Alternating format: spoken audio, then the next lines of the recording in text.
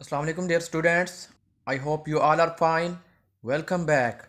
This is Muhammad Mughis Ijaz here. Students, today our topic of discussion is viruses.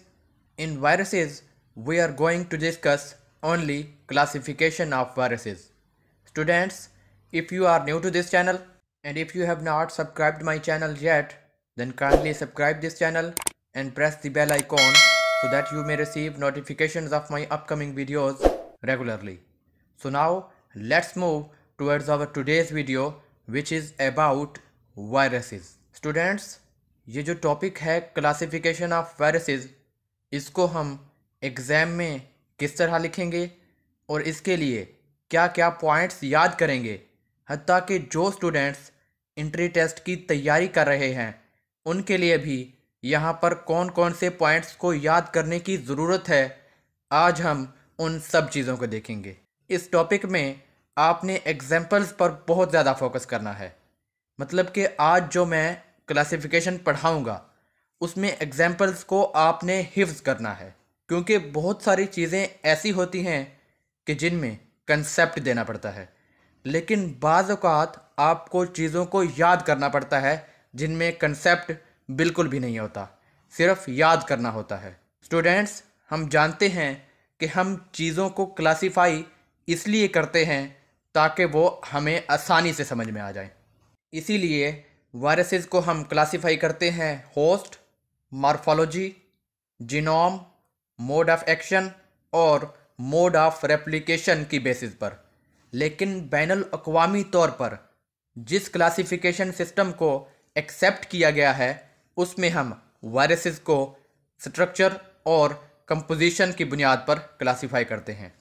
सबसे पहले हम देखते हैं कि किस तरह वायरसेस को होस्ट की बुनियाद पर क्लासीफाई किया जाता है। जब एक बैक्टीरिया पर एक वायरस अटैक करता है तो वो बैक्टीरिया उस वायरस का होस्ट कहलाता है, और ऐसे वायरसेस जिनका होस्ट बैक्टीरिया हो हम उन्हें बैक्टीरियोफेजेस कहते हैं। बैक्टीरियोफेज एक डीएनए वायरस है, यानी कि इसका जो जीनोम होता है वो डीएनए की फॉर्म में होता है। आप फिगर में देख सकते हैं कि इसका एक पॉलीहेड्रल हेड होता है और एक टेल होती है। इसी तरह अगर एक प्लांट पर कोई वायरस अटैक करे तो हम उस प्लांट को होस्ट कहेंगे, जबकि उस वायरस को हम प्लांट वायरस कहेंगे। तकरीबन 2000 से ज़ायद बीमारियां प्लांट्स में वायरसेस की वजह से होती हैं। इन बीमारियों की वजह बनने वाले ज़्यादातर वायरस डिस्कवर हो चुके हैं। इन वायरसेस में टोबैको मोज़ैक वायरस यानी कि TMV ज़्यादा अहमियत का हामिल है, क्योंकि इस वायरस ने 1892 में एवानोस्की के हाथ से इस बात को डिस्कवर करने में अपना किरदार अदा किया कि हम वायरस को फ़िल्टर कर सकते हैं, यानी कि वायरस फ़िल्टर पेपर से नहीं गुज़र सकते। इसके अलावा इस वायरस में जो जीनोम होता है वो RNA की फॉर्म में होता है। प्लांट वायरसेस में कई ऐसे वायरस हैं कि जिनका कैप्सिड रॉड शेप्ड होता है। ऐसे वायरसेस में TMV और पोटैटो येलो डिवार्फ वायरस शामिल हैं। अब हम देखते हैं एनिमल वायरसेस को। जब एक वायरस अटैक करे एक एनिमल पर तो वो एनिमल उस वायरस का होस्ट कहलाता है, जबकि वो वायरस एनिमल वायरस कहलाता है। एनिमल्स में जो वायरसेस होते हैं वो पैरासाइट्स के तौर पर मौजूद होते हैं, यानी कि ऐसे वायरसेस एनिमल्स से फ़ायदा भी हासिल करते हैं और बदले में उनको नुकसान भी पहुंचाते हैं। इसके अलावा कई वायरल इन्फेक्शंस ऐसे हैं कि जिनमें ये वायरस इंसानी जिस्म के ख़ास सेल्स पर अटैक करते हैं और फिर उन्हें तबाह कर देते हैं और कई बीमारियों के बायस भी बनते हैं। इसी तरह कुछ वायरसेस ऐसे हैं जो मवेशियों में फुट एंड माउथ डिजीज़ का बायस बनते हैं। इसमें यह होता है कि ये वायरस जानवरों के मुंह और खुरों के दरमियान खाल पर हमला करता है और इसके बायस ऐसे जानवरों को चारा खाने और चलने में दुश्वारी होती है। इसी तरह एक और वायरस है राउस सर्कोमा, जो कि एनिमल्स में कैंसर का बायस बनता है। इसी के साथ ही है पॉक्स वायरस जो कि बायस बनता है स्मॉल पॉक्स का, और पिकोरना वायरस जो कि पोलियो और हेपाटाइटिस ए का बायस बनता है। लास्ट में है पैरामाइक्सो वायरस जो कि मीजल्स और मम्प्स का बायस बनता है। अब हम बढ़ते हैं वायरसेस की ऐसी क्लासिफिकेशन की तरफ कि जिसकी बुनियाद स्ट्रक्चर पर होगी। स्ट्रक्चर में हम देखेंगे सबसे पहले कैप्सिड के स्ट्रक्चर को और फिर हम देखेंगे जीनोम को। तो चलते हैं कैप्सिड की तरफ। कैप्सिड एक ऐसा प्रोटीन का कोट होता है जो न्यूक्लिक एसिड्स को यानी कि डीएनए या आरएनए को सराउंड किए हुए होता है। अब हम देखते हैं एग्जाम्पल्स को।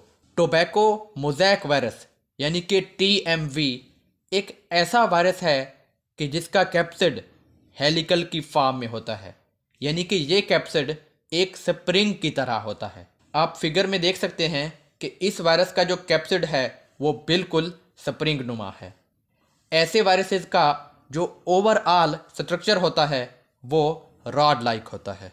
इसी तरह एडिनो वायरस एक ऐसा वायरस है जिसका कैप्सिड पॉलीहेड्रल की फॉर्म में होता है, यानी कि इसके कैप्सिड के बहुत सारे कॉर्नर्स होते हैं। इसके अलावा ऐसे वायरसेस में हर कॉर्नर से एक स्पाइक निकला हुआ होता है।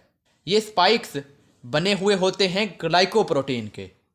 आप फिगर में देख सकते हैं कि इस वायरस के कैप्सिड के कई कॉर्नर्स हैं और हर कॉर्नर से ग्लाइकोप्रोटीन का स्पाइक निकला हुआ है। इसी तरह इन्फ्लुएंजा वायरस के बाहर एक लिपिड का बना हुआ इन्वेलप होता है और उसमें से भी ग्लाइकोप्रोटीन के बने हुए स्पाइक्स निकले हुए होते हैं।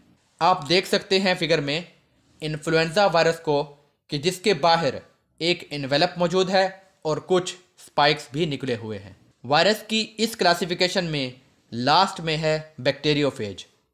बैक्टीरियोफेजेस ऐसे वायरसेस हैं कि जिनका कैप्सिड बहुत ही कम्प्लेक्स होता है, यानी कि इनका जो कैप्सिड होता है वो मुश्तमिल होता है एक पॉलीहेड्रल हेड पर और टेल पर। आप फिगर में देख सकते हैं कि इसका हेड कई कॉर्नर्स पर मुश्तमिल है और इसकी जो टेल्स हैं वो एक अपरेटस पर मुश्तमिल है। अब हम देखते हैं कि जीनोम की बुनियाद पर वायरसेस को किस तरह क्लासीफाई किया जाता है। सबसे पहले है पॉक्स वायरस जो स्मॉल पॉक्स का बायस बनता है और इसी के साथ ये वायरस काउ पॉक्स का भी बायस बनता है। इन वायरसेस में जो जीनोम होता है वो डबल स्ट्रैंडेड डीएनए की फॉर्म में होता है, यानी कि डीएस डीएनए। डीएस से मुराद है डबल स्ट्रैंडेड। इसी तरह पार्वो वायरसेस मिल्ड रैशेस का बायस बनते हैं, यानी कि जिस्म पर हल्के हल्के धब्बे नमूदार होते हैं। ऐसे वायरसेस का जीनोम सिंगल स्ट्रैंडेड डीएनए की फॉर्म में होता है, यानी कि एसएस डीएनए। एसएस से मुराद है सिंगल स्ट्रैंडेड। अब आप सोचते होंगे कि डीएनए तो डबल स्ट्रैंडेड होता है, अब सिंगल स्ट्रैंडेड कहाँ से आ गया? यानी कि सिंगल स्ट्रैंडेड तो आरएनए होता है, डीएनए तो होता ही नहीं। इसका जवाब ये है कि जब डीएनए के दोनों स्ट्रैंड्स को अलग अलग कर दिया जाए तो हर स्ट्रैंड सिंगल स्ट्रैंडेड डीएनए कहलाएगा।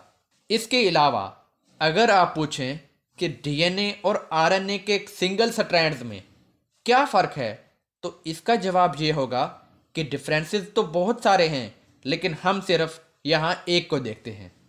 स्टूडेंट्स, डीएनए के सिंगल स्ट्रैंड में नाइट्रोजनस बेस थाइमीन होती है, जबकि आरएनए के सिंगल स्ट्रैंड में नाइट्रोजनस बेस यूरासिल होती है।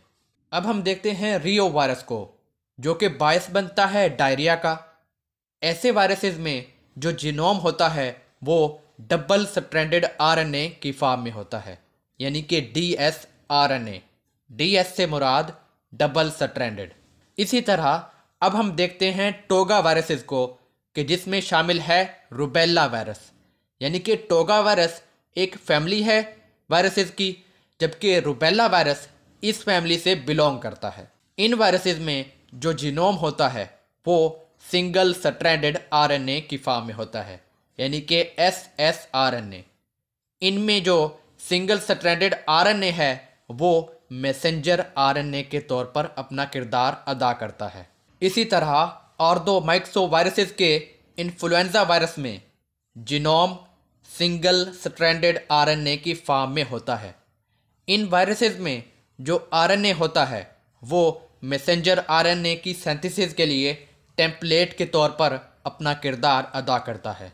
और लास्ट में जिस वायरस को हमने डिस्कस करना है वो है रेट्रोवायरस। इस वायरस में भी जीनोम सिंगल स्ट्रैंडेड आरएनए की फॉर्म में होता है और यही सिंगल स्ट्रैंडेड आरएनए ही डीएनए की सिंथेसिस के लिए टेम्पलेट के तौर पर अपना किरदार अदा करता है, यानी कि सांचे के तौर पर अपना किरदार अदा करता है। इस वायरस को हम ह्यूमन इम्यूनो डेफिशिएंसी वायरस भी कहते हैं। इसके अलावा हम इन वायरसेस को एक एंजाइम की मौजूदगी के बायस आरटी वायरसेस भी कहते हैं। अब आप सोचते होंगे कि आरटी क्या है, तो आरटी से मुराद है रिवर्स ट्रांसक्रिप्टेज। ये उसी एंजाइम का नाम है जो इन वायरसेस में पाया जाता है। इस एंजाइम के फंक्शन को हम नेक्स्ट वीडियोज़ में डिस्कस करेंगे। आज के लिए इतना ही काफ़ी है। Thank you. अल्लाह हाफिज़।